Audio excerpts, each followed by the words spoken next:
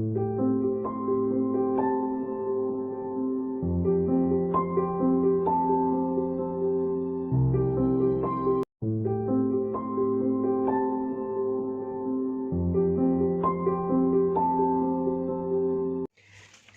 bertemu kembali dengan saya di channel YouTube saya yang membahas soal-soal matematika dan fisika untuk tingkat SMP dan SMA.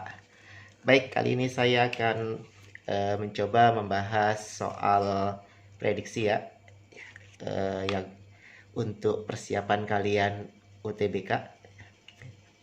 Soal untuk tes pengetahuan skolastik. Ya, di sini yang akan saya bahas adalah pengetahuan kuantitatif atau kemampuan kuantitatif. Nah, baik, untuk prediksi yang selanjutnya, jadi sebelumnya saya pernah membahas di video saya sebelumnya beberapa soal prediksi yang akan keluar. Nah, sekarang saya akan melanjutkan soal prediksi yang selanjutnya. Nomor yang selanjutnya, istilah hipersonik digunakan untuk menyebut suatu kecepatan yang bernilai 5 kali kecepatan suara. Ambang batas untuk suatu benda bergerak dalam kecepatan hipersonik adalah sekitar 1,05 km per detik. Berapa kilometer per jam nilai kecepatan tersebut? Jadi yang ditanyakan adalah 1, ini kan 1,0 km per detik. Yang ditanyakan adalah kalau satuannya menjadi kilometer per jam. Caranya gini, saya tuliskan dulu ya, 1,05 km per detik ya. Dijadikan ke kilometer per jam, dijadikan ke kilometer per jam. Kilometernya tetap ya, berarti ini 1,05 ya, tetap. Kemudian kita lihat bawahnya, detik, ini kan per detik. Kalau dijadikan per jam, berarti kita harus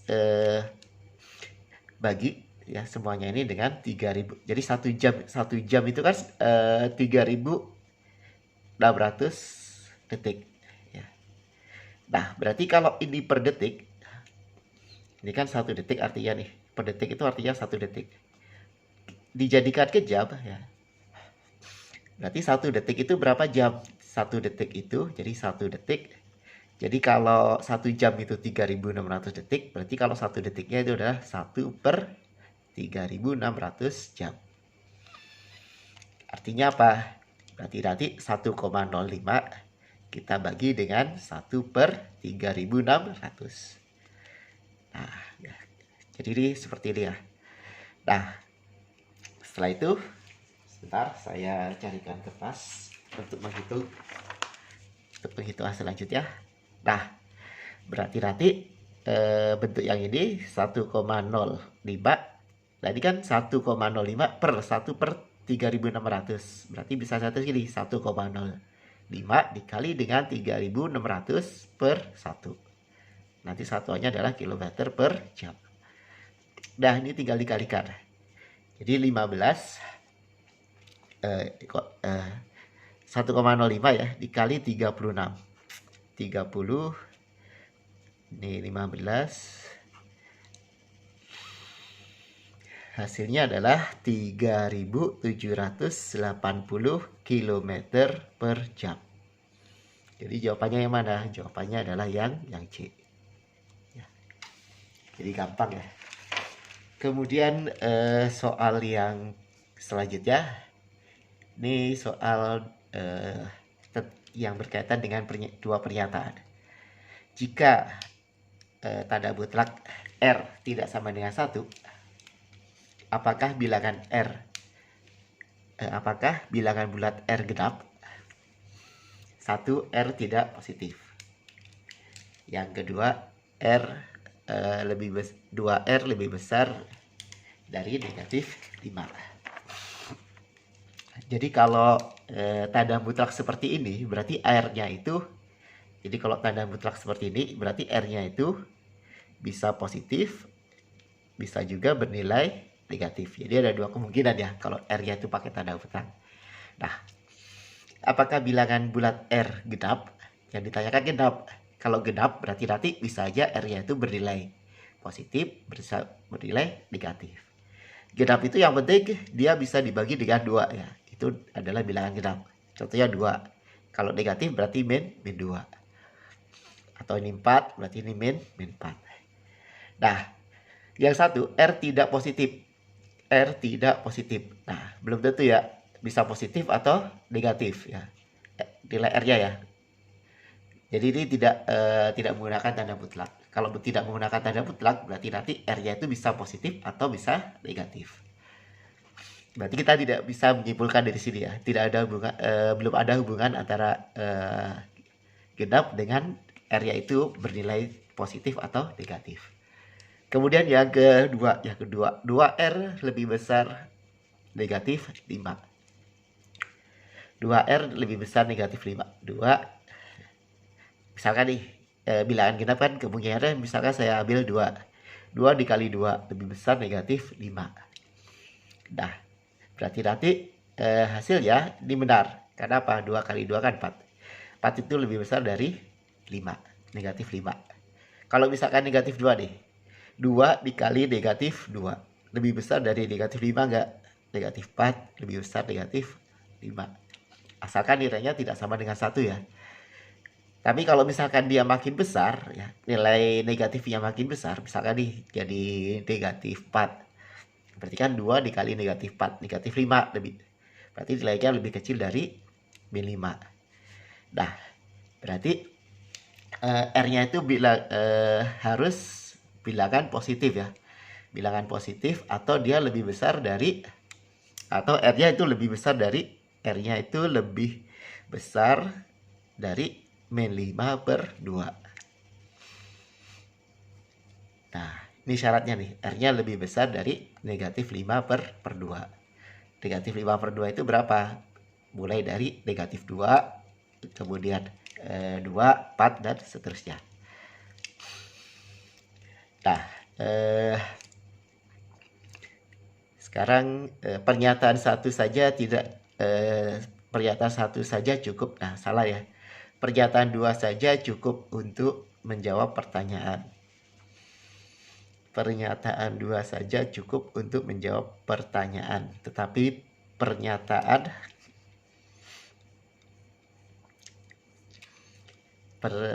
pernyataan 2 saja cukup untuk menjawab pertanyaan, tetapi pernyataan 1 saja tidak cukup. 2 pernyataan bersama-sama cukup untuk menjawab pertanyaan, tetapi 1 pernyataan saja tidak. Saya lebih cenderung jawabannya adalah yang C. Ya. Jadi ini selalu berkaitan ya. Jadi nanti ini kan lebih besar dari min 2, min 5 per 2. Sedangkan yang diminta apa? Bilangan bulat ya, bilangan bulat. Sedangkan ini adalah bilangan pecahan ya. Jadi nanti dia harus bilangan bulat. Jadi dimulai R-nya adalah dari negatif 2. Negatif 2 itu R-nya tidak positif ya. Nah, sekarang yang nomor selanjutnya. Soal yang selanjutnya. Rata-rata dari 5, 25, dan 45 adalah 10 lebih banyak daripada rata-rata 15, 10, dan titik-titik. Kalau mencari rata-rata gini kan, rata-rata misalkan. Rata-rata yang pertama nih, rata-rata ke 1 ya. Itu berarti 5 ditambah 25 ditambah 45 per 3. Karena kan ada 3 data ya. Berarti rata-ratanya berapa nih? Ditambah ini kan 60 ya. 60 ditambah 5, 65 per 3. Berarti berapa nih? 20 ya, pokoknya ini ya 65 per 3 ya. Kalau misalkan dijadikan ini 22 per 5 ya, 22 per 5. Nah, rata-rata ini itu lebih banyak, 10 lebih banyak. Misalkan nih kita cari nih X2 nya. X2 nya kan berarti 15 tambah 10 ditambah A misalkan. A-nya kita belum tahu nih, per 3 juga nih, karena ada 3 data. Berarti nanti 25 ditambah A per 3. Nah, rata-rata X1 itu lebih banyak 10 dibanding dengan yang X2. Berarti nanti X1-nya itu X rata-rata X2 ditambah dengan 10. Ya. Artinya apa? Artinya nanti nilai dari X1 atau nilai X dari X2 rata-rata X2 ya. X2 itu nilainya sama dengan X1 rata-rata X1 dikurang 10. Berarti nanti rata-rata X1 kan 25 ditambah A ya. 25 ditambah A per 3. Sedangkan yang X2-nya itu adalah 22,5 dikurang 10. Nah, ini yang atas tetap ya. Yang atas tetap 25 ditambah A per 3. Yang ini kan jadinya 12,5. Ini kalikan silang. Saya kalikan silang ya. Saya taruh sini ya. Berarti nanti 12,5 dikali 3. Berarti 25 ditambah A sama dengan, kita kalikan. Kalau dikalikan berarti berapa?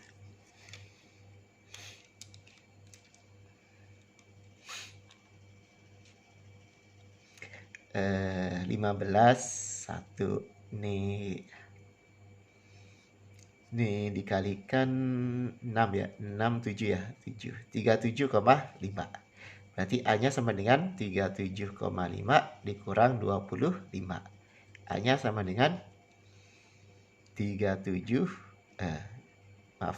ya. 22,5 ya. Sebentar, ini ada yang salah nih. Sebentar, kita cek. Rata-rata yang di atas kan 40 adalah 10 lebih banyak daripada rata-rata 15, 10 dan titik-titik. Berarti kan ini dijumlahkan ya. 30, 36. Oh, ini 75 ya. Salah saya. Ini 75 deh. Ini 75, berarti ini 25 ya. Ini 25. Berarti ini harusnya ini yang di sini ya. Berarti ini 25 ya. 25. Saya ulangi lagi ya. Berarti nanti jadinya kan 25 ya. X1 dikurang 10. Rata-rata X1 dikurang 10 sama dengan rata-rata X2. Dari sini ya. Saya mulainya. Nah, X1-nya kan tadi 25. 25 dikurang 10. Sama dengan X2-nya berapa? 25 plus A. Yang ini ya. Per 3. Ini dikurangin. Hasilnya kan 15. Ini 25 tambah A. Per 3. Nah, dikalikan silang ke sana. 15 dikali 3 sama dengan 25 ditambah A. Ini 45 ya. Nah, berarti A-nya sama dengan 45 dikurang 25. Berarti A-nya sama dengan berapa? Sama dengan 20. Jadi nilai data yang ketiga itu adalah 20. Jawabannya adalah yang A. Baik, lanjut ke soal yang berikutnya ya. Pada suatu perusahaan pegawai senior rata-rata memiliki 16 tahun pengalaman kerja dan pegawai junior rata-rata 4 tahun. Nah, ini ada di atas nih. 4 tahun pengalaman kerja. Jika rata-rata pengalaman kerja dari semua pegawai adalah 7 tahun, maka berapa rasio pegawai senior terhadap junior? Jadi yang ditanya adalah perbandingan. Nah, kita tuliskan dulu ya yang diketahui ya. Nih, misalkan rata-rata yang senior, saya tuliskan di kertas yang lain aja ya. X senior ya, rata-rata dari senior itu adalah 16 tahun. Kemudian yang junior rata-ratanya XY ya, itu adalah 4 tahun. Nah, sekarang kita bawa ke atas sih. Bawa ke atas. Kemudian pengalaman kerja. Jika rata-rata pengalaman kerja dari semua karyawan, berarti kan kalau rata-rata kerja semua karyawan, berarti misalkan X rata-rata. Tidak saya kasih XS atau XY ya. Ini artinya rata-rata semua karyawan. Itu 7 tahun. Yang ditanyakan, maka berapa rasio senior terhadap junior? Jumlah. Ya, untuk mencari rata-rata, ya, berarti kan gini, jumlah seluruh tahun dari pegawai senior dibagi dengan jumlah karyawan senior. Ya, berarti nanti kalau saya isikan X rata-rata untuk yang senior, berarti nanti 16 sama dengan JS per NS. Jadi JS itu adalah jumlah tahun, jumlah seluruh tahun dari karyawan senior. Kalau yang ini adalah jumlah karyawan senior, jumlah pegawai senior. Nah, sekarang yang XS ya, XY ya, XY. Berarti nanti JY per NY. Berarti nanti kalau saya tuliskan 4 sama dengan JY per NY. Nah, sekarang yang X rata-rata. Kalau rata-rata semua karyawan, berarti kan gitu ya. JS dikali NS ya, JS ditambah dengan JY kita bagi dengan NS ditambah NY. Ya, jumlah tahun dari karyawan senior ditambah dengan jumlah tahun seluruh karyawan junior, kita bagi dengan jumlah karyawan senior ditambah jumlah karyawan junior. Nah, berarti kalau saya masukkan X rata-ratanya kan 7. Nah, JS ya tetap ya, saya tetap dulu ya, nggak saya rubah, per NS ditambah NY. Nah, kita lihat sekarang, kita balik ke persamaan yang ini. Tadi diketahui untuk mencari rata-rata kan untuk yang senior ini ya. Nah, berarti persamaan yang ini bisa saya tuliskan gini, JS sama dengan 16 dikali NS. Sedangkan yang ini bisa saya tuliskan JY sama dengan 4 dikali dengan NY. Nah, kalau saya masukkan ke sini, berarti nanti jadinya gini. Jadi kalau saya masukkan ke rumus yang ini ya, yang ini, berarti 7 sama dengan JS-nya saya ganti dengan yang ini. Saya ganti dengan 16 dikali NS, ditambah JY-nya adalah 4 dikali NY per NS ditambah NY. Nah, ini saya kalikan silang, 7 dikali NS ditambah NY sama dengan 16 NS ditambah 4 NY. Kalikan satu-satu. 7 NS ditambah 7 NY sama dengan 16 NS ditambah 4 NY. Yang satu suku atau suku yang sejenis kita jadikan satu. Ini kan 16-nya lebih besar ya. Yang 7-nya saya pindahkan ke sebelah kanan. Sedangkan yang 4 NY-nya saya pindahkan ke sebelah kiri. Jadinya nanti gini. 7 NY dikurang 4 NS. Ini N ya benar. 4 NY ini ya. 16 NS dikurang 7 NS. Dikurangin ini 3 NY. Sama dengan ini dikurangi 9 NS. Kalau saya sederhanakan dibagi 3 di 1 ini 3. Berarti nanti NY sama dengan 3 kali NS. Karena yang ditanyakan adalah rasio atau perbandingan NS per NY, berarti 1/3. Atau ditulisnya 1/3. Jadi jawabannya adalah, kita lihat, 1/3. Jawabannya adalah yang B. Cukup panjang ya mengerjakannya. Sekarang yang soal yang selanjutnya. Yang nomor selanjutnya. 8, 10, 14, 14, 15, 17, 17, 18, 20. Ini datanya enak ya, sudah diurutkan. Jadi kita tidak perlu mengurutkan lagi. Jika pada daftar bilangan di atas M adalah modus, M itu modus, kemudian N-nya median, N median, kemudian O rata-rata, yang ditanyakan adalah mana di antara berikut yang benar. Nah, kita lihat paling gampang itu kita cari modusnya dulu. Modusnya itu adalah data yang paling banyak. Data yang paling banyak berapa? Di 17 nya ada 3, berarti 17. Sekarang median, kita lihat, kita hitung dulu nih.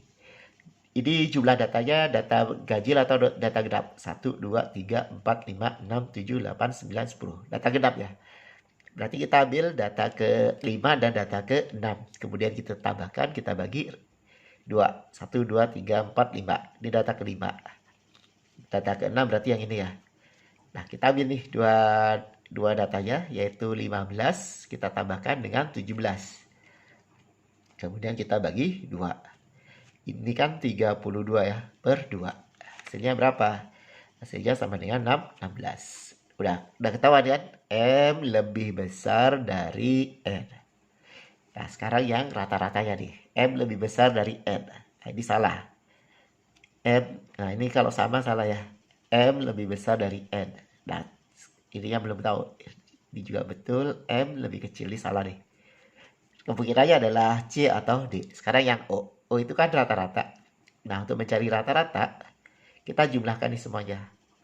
8 ditambah 10 ditambah 2 dikali 14 ditambah 15 ditambah 17-nya ada 3 ya. 3 dikali 17, kemudian 1 terus di bawahnya ya, ditambah 18 ditambah 20. Kita bagi dengan 10. Berarti nanti O-nya sama dengan 8 tambah 10, 18. Ditambah ini 28.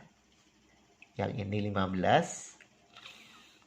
Ini 3 kali 7 itu 51 ya. 51. Yang ini kan 38 ya. Nah, kita bagi dengan 10. Nah, berarti O-nya nanti sama dengan, kita tambahkan aja nih, 18 tambah 28.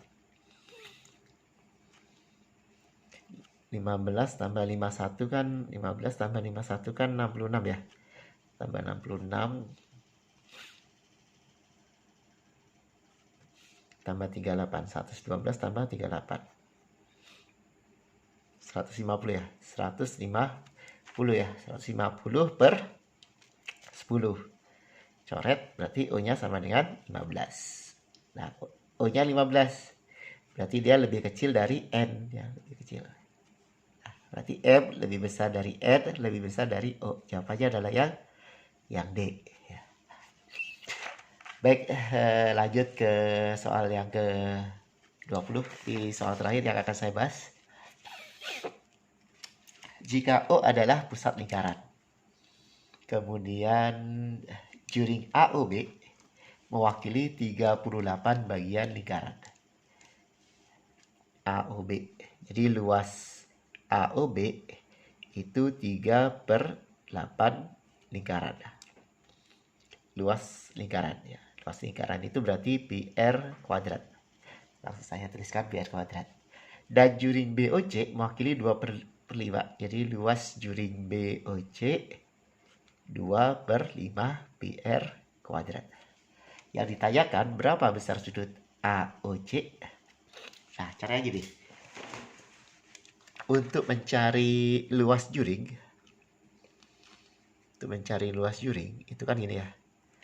Sudutnya theta kita bandingkan dengan 360 derajat. Kenapa dibandingkan dengan 360 derajat? Karena dalam satu lingkaran ya, satu lingkaran penuh itu besar sudutnya adalah 360 derajat. Nah, kita cari luas juring AOC dari sini. Ini kan sudah diketahui nih bagian-bagiannya ya. Nah, sisanya berarti jadi luas AOC itu sisanya berapa bagian? Kita anggap seluruh lingkaran ini satu bagian. Kita kurangi dengan 3/8 ditambah 2/5. 1 dikurang, kita jadikan 40. kita jadikan 40, berarti nanti kali 5 ya. Berarti ini 15 dikali 8 dikali 8 16.